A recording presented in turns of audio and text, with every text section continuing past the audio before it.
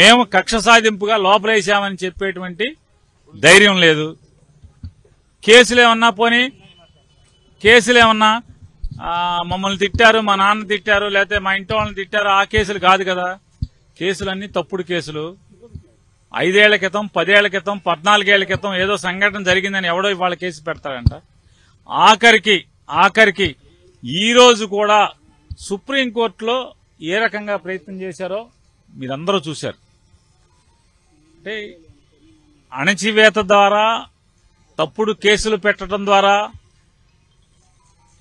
న్యాయశాస్త్రంలో లేకపోతే న్యాయశాస్త్ర ప్రొసీజర్స్ అంటే legal procedures లో ఏమేమి లొసుగులు ఉన్నాయో, ఎలా దాటవేయచ్చో, ఎలా అవతల వాడిని ఏడిపించచ్చో, ఇట్లాంటివన్నీ కూడా చేస్తూ మరి ఇంతకు తీసుకొచ్చారు.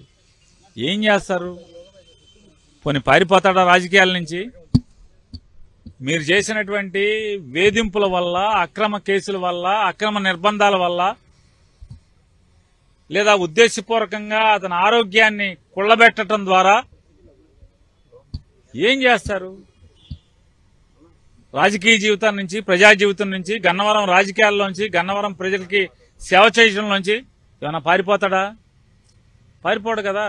ఏం సాధించారు?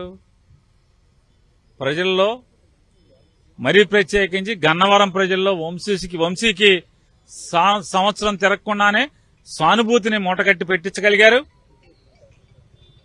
మీ పార్టీకి మీరే గొయ్యి తవ్వుకున్నారు. మీ రాజకీయానికి మీరే చేతబడి చేసుకున్నారు.